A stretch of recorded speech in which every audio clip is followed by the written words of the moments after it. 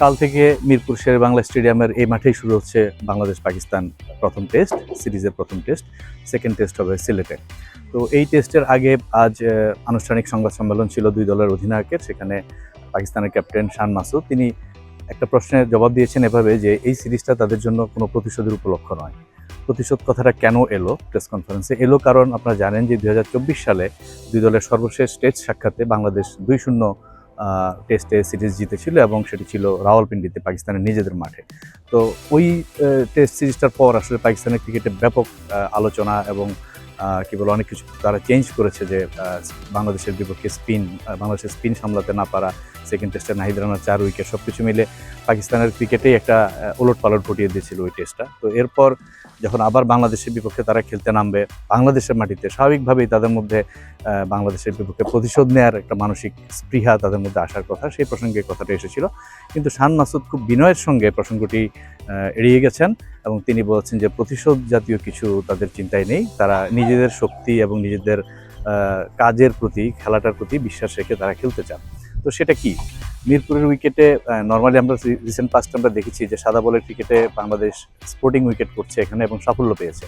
আর টেস্টে ঘরের মাঠে সাধারণত বাংলাদেশ স্পিন উইকেটই করে, হোম কন্ডিশনের সুবিধা নেওয়ার চিন্তা করে। কিন্তু এবার হয়তো বা আমরা একটু ভিন্ন কিছু দেখব, যেহেতু বাংলাদেশ ক্রিকেট বোর্ড এরই মধ্যে একটা সিদ্ধান্ত নিয়েছে যে ঘরের মাঠের সিরিজেও তারা এখন থেকে সব সংস্করণে খেলা স্পোর্টিং উইকেটে খেলবে। তো সেদিক দিয়ে মিরপুরের উইকেটেও আমরা আশা করছি এবং আজকে দুই দলের ক্যাপ্টেনের কথাতেও যেটি ফুটে উঠেছে, তারা উইকেট দেখেছেন মাঠে এসে, কিছুটা গ্রিন টপ আমরা আজকেও দেখছি।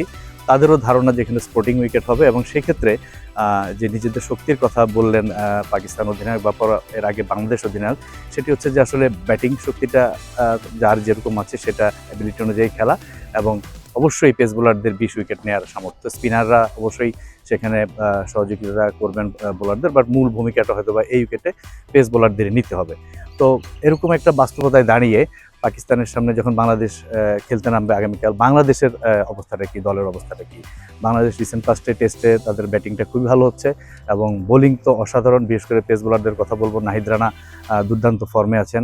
রিসেন্টলি নিউজিল্যান্ড সিরিজে ভালো বোলিং করেছেন, পিএসএলে যে ভালো খেলে এসেছেন, যদিও এটা অন্য ফরম্যাটের খেলা, লাল বলের ক্রিকেট, সেখানেও তার কাছ থেকে আশা করা যায় তার গতি, বাউন্স এবং বিশেষ করে এই উইকেট থেকে তিনি সুবিধা পাবেন বলে একটা বিশ্বাস বাংলাদেশ দলের। এবং আজকে নাজমুল হোসেন শান্ত অনেকটা ঘোষণার মধ্যে করে বললেন যে পাকিস্তানের তুলনায় বাংলাদেশের পেস বোলিং আক্রমণ এখন বেটার, এবং এটা এমনি এমনি তিনি বলেননি। অবশ্যই সেখানে নাহিদ রানা সবচেয়ে বড় সাহস তার জন্য।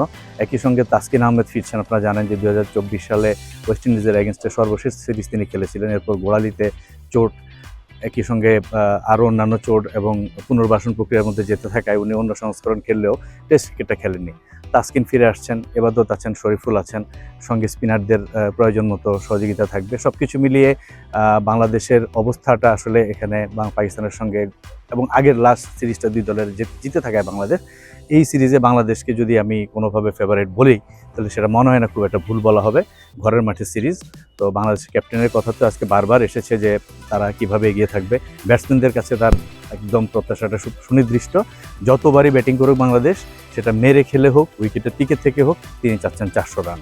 এবং 400 রান যদি ব্যাটসম্যানরা এনে দিতে পারেন, বোলারদের বাকি কাজটা হবে যে 20 উইকেট নেওয়া প্রতিপক্ষের। সেই জায়গাতেও এখন বাংলাদেশ স্বয়ংসম্পূর্ণ। অ্যাটলিস্ট তারা খেলায় সেটা করে দেখাতে পারেন কিনা সেটা তো ম্যাচে বোঝা যাবে, কিন্তু খেলার আগ পর্যন্ত এটা বলতে কোনো দ্বিধা নেই যে বাংলাদেশের বোলিং আক্রমণের এখন সেই সামর্থ্যটা আছে। কিন্তু পাকিস্তানও সহজ প্রতিপক্ষ নয় কোনো জায়গাতেই।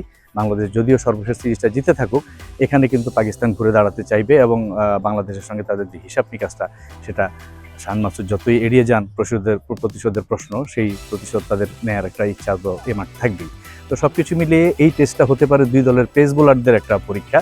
ব্যাটসম্যানরা যদি স্কোরবোর্ডে যথেষ্ট রান জমা করতে পারেন, অবশ্যই দুই দলের পেস বোলারদের অগ্রণী ভূমিকা থাকতে হবে যে টেস্টটা জেতার জন্য, এবং সেখানে বাংলাদেশ অনেকটাই এগিয়ে থাকবে বলে সবার ধারণা।